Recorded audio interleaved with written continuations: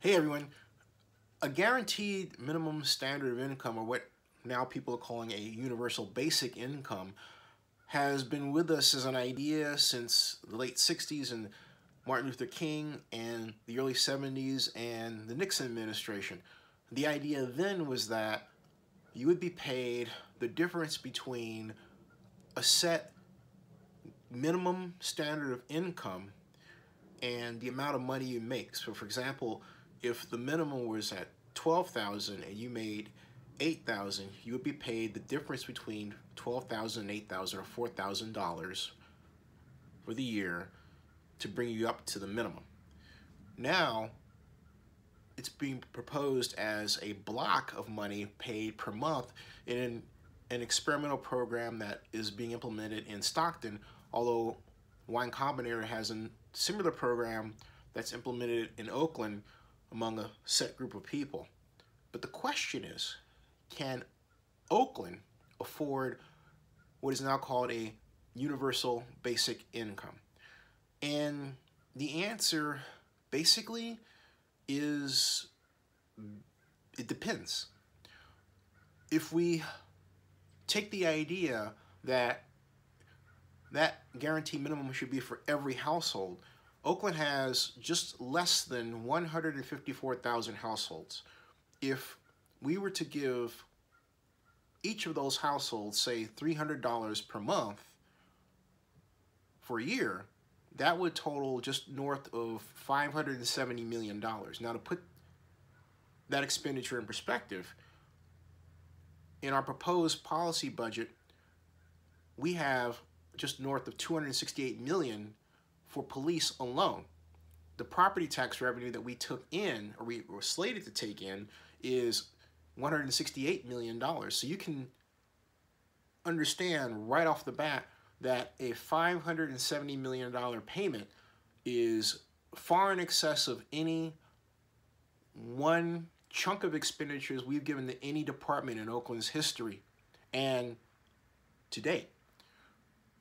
It's a large expenditure that would call for a gigantic payment system. The question is, what is that system? In the national version of a guaranteed minimum income or universal basic income, the way to pay for it is through something called the value-added tax, and that is basically a national sales tax, a tax on goods at final assembly points, like, for example, where an airplane is made, or cars, so on, all right? A national sales tax of a sort. Not unusual, done in many European countries at all. But in the American context, it would raise, depending on how you calculate it, about $154 billion. That gives you enough to really have such a program.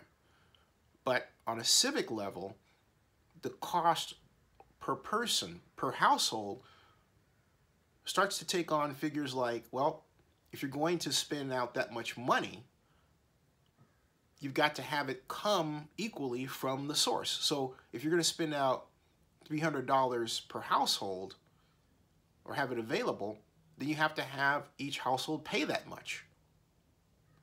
And they have to agree to do that. You would say how they would do that. That would, the Oakland City Council would have to agree to a type of citywide Melrose improvement district. That is a parcel tax of $300 for every, you got it, every land building in Oakland.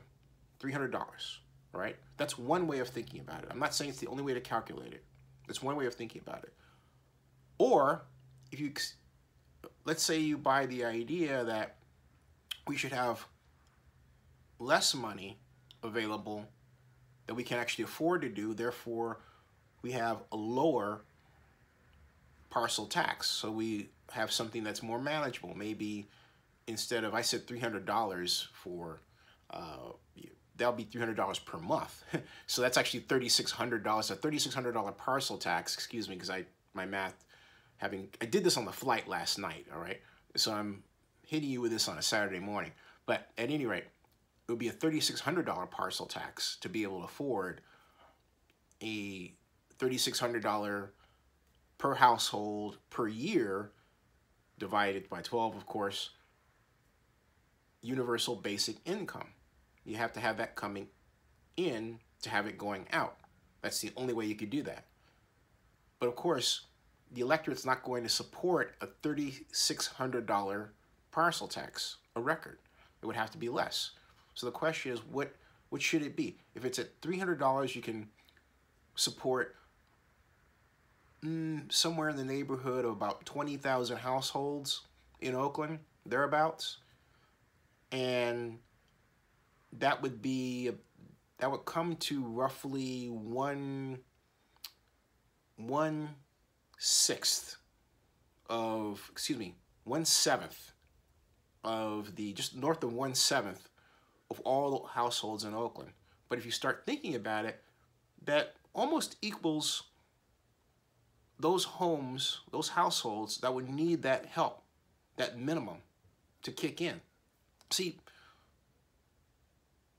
the question is, how are we going to think about it? Do we think about it in terms of giving money to each household? There's some households that are fabulously wealthy that don't need it. Or do we think of it as a fixed pool of money that's available to a limited number of people, but still large enough to have a significant impact?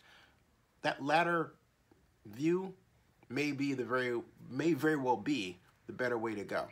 I'd like to know your thoughts. Stay tuned, because this is not the last time I'm going to vlog about, and I'm going to start blogging about this idea.